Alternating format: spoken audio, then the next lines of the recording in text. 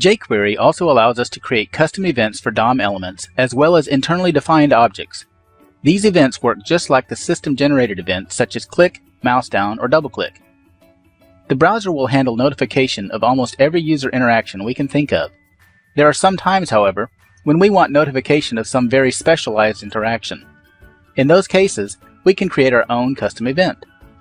Custom event handlers can also be attached to objects that aren't part of the DOM. The jQuery method used to initiate a custom event is trigger. It can be used to trigger standard event handlers as well. This can be useful when we want to mimic user interactions and process a click event as if the user had actually clicked an element with the mouse. The needs of a project dictate whether custom events are ever required for DOM elements. For demonstration purposes, we're going to say that we have a need to know when the user has clicked an element 3 or more times. We'll create a custom event that gets triggered upon the third click and adds a visual highlight to the element. We've removed all the previous event handlers so we can focus only on our custom events. We've kept a simple click handler attached to verify that regular system events work. The first step in determining when the user has clicked an element 3 times is to establish a counter for each element and increment the counter upon each click. There's no need to establish counters up front. That would be wasteful because the user may never click anything. We'll create the counter on the first click for each element and keep track of it from there. The best place to keep data associated with an element is in the data object that jQuery exposes with the data method. We can put any kind of information in this object that our application needs. This is a very handy feature that jQuery manages for us, so we'll take full advantage of that. We're expanding the click event handler function. We'll start by getting a jQuery reference to the element that was clicked. That's passed in the this keyword. Next, we get the click count property from the jQuery data object. If it doesn't exist, we default to 0. Then, whatever value is returned is incremented by 1. Once we have our incremented value, we store it back to the click count property of the data object for future reference. This value will be persisted across multiple executions of this event handler. It is associated with the element in the DOM, not with the handler function. Finally, we prefix the event type with the click count value when we call the show event message function. Let's see how things work so far in Firefox. With the first click, we see a count of 1 for both the header and the work area div. We see the click for the work area div because it has a clickable class associated with it. Each element that is under the mouse received the click event.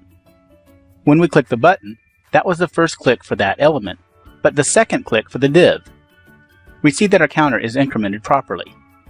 When we click the header again, the click counter shows the header has been clicked twice and the work area div has been clicked 3 times. While clicking all these elements seems as therapeutic as popping bubbles in the plastic wrap used for shipping, we have more to do.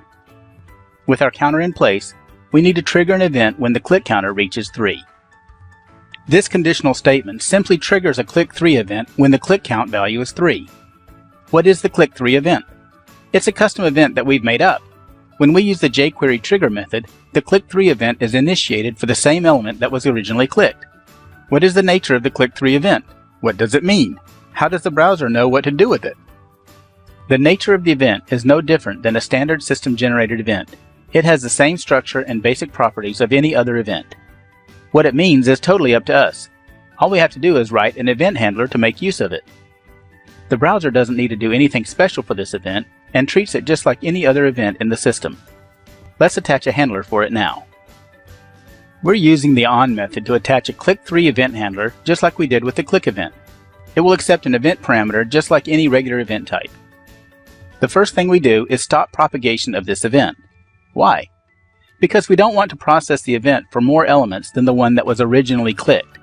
If we don't stop propagation, the click3 event will fire for parent elements that are also clickable, even when it has processed more than 3 clicks. Notice that we don't do anything special with the show event message call. This will let us see what the system thinks the event type is. Finally, we add the highlight class to give a visual indication that an element has been clicked 3 times. Let's check it out.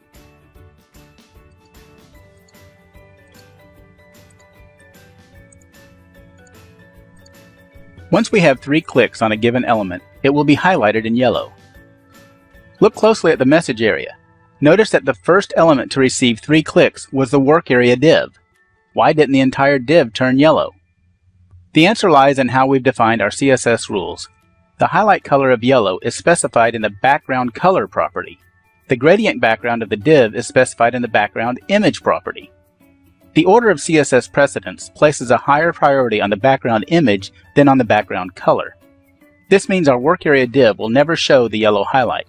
That's a good thing, however, because we would never see the highlights on the embedded elements otherwise. Let's look at how to apply custom events to objects that are not part of the DOM. We'll look at how to do this. Why you should do this is completely up to the needs of the project. For our example, we're going to create some records in a background process and trigger a custom event when the process completes. There are various ways to accomplish that task, but keep in mind, we're learning about custom events, not researching the best way to perform background processing. First, we'll create an internal object that will hold our records. Within the internal object, we have an empty array for records and a max count value of 5. We'll use the max count property to determine how many records to load. 5 records will give us a chance to test the logic without overwhelming us with data once we display it. Next, we need a way to load records into the array we set up. We'll use a simple function to do that. The load record function first gets the length of the array and saves it in an ID variable. This will give us an incrementing ID as the number of records increases. If the length of the array is less than the specified max count value, currently set to 5, a new object consisting of a description and value is pushed onto the array. Once the record has been added to the array, the load record function is called again after a random interval by using setTimeout. This approximates an asynchronous process of loading records, perhaps from a database or web service. If the records array already has the maximum number of records, we trigger a custom event called recordsLoaded. Notice how we trigger the event. The trigger method is part of the jQuery library. We create a jQuery object by passing the internal object variable to jQuery. It returns a standard object just as it would if we used a selector. Instead of the object referencing an element on the DOM, it references our internal object variable. Once we have a standard jQuery object, we can use it just like we would in any other case, including triggering an event. Now that we have a record loading process, we need to somehow start that process. We have one actual button on our page, so we'll load the records whenever that button is clicked. Since we know we have only one input type of button, we'll test the type attribute of the element that was clicked. If it's the button, we'll start the load record process. The last thing to do is to listen for our custom event. What should we attach an event listener to? The answer to that is whatever we triggered the custom event on. Since we triggered the custom event on the internal object, we can also attach an event handler to that object. Notice how we create a jQuery object by passing our internal object to jQuery, just like we did when we triggered the recordsLoaded event. With that jQuery object, we use the on method to attach a handler for the recordsLoaded event. This works in exactly the same way as it does when attaching event handlers to DOM elements. We call the showEventMessage function to display our standard event message. Then we loop through all the records and display the description and value of each record in the messages area. Let's take a look at the result. Our click-3 logic is still in place, so we see the counters as we click the button in paragraph element. After a little delay, we get the result from our custom event. Notice that the click events are processed in pairs just like we've seen in the past. Once the recordsLoaded event fired, we get a list of all the records. The type of the event is recordsLoaded. What is this unknown text that's displayed? Way back when we first created the showEventMessage function, we checked for the node name of the object that was the target of the event. If the node name was undefined, we defaulted to the text unknown. This has never been an issue up to this point because all of our events have been processed against DOM elements, all of which have a node name property. Our internal object is the target of this event, however, and it does not have a node name property. We could extend our internal object to include a node name property. This would allow us to display a message that is more descriptive than just saying unknown. At least we see that our forethought paid off and we're not seeing undefined because we're not trying to reference something that doesn't exist. Before we leave the page, what will happen if we click the button again? Will more records get loaded? The first time we clicked the button, there was a perceptible delay from the time we clicked it until the time the records displayed. The records appeared right away. Checking the values of each record shows that we're looking at the same 5 records that were generated by the first button click. The values were randomly generated, so we can plainly see that the records are the same as before. Also notice that the records loaded event is processed between the two click events. The click event for the button triggered the records loaded event. This event was processed before the click event for the div. When the records don't exist, we use the set timeout function to approximate an asynchronous process. When the records do exist, we just immediately fire the records loaded event. Inspecting this message list, we see that the custom event integrates perfectly into the standard event processing model. That means we could stop propagation, prevent default behavior, remove event handlers, or anything that makes sense in the course of event handling. Our custom event is treated as an equal to system-generated events. Custom events are just as easy to support as system events. They fit seamlessly into the standard event processing cycle and have no less standing than any other event.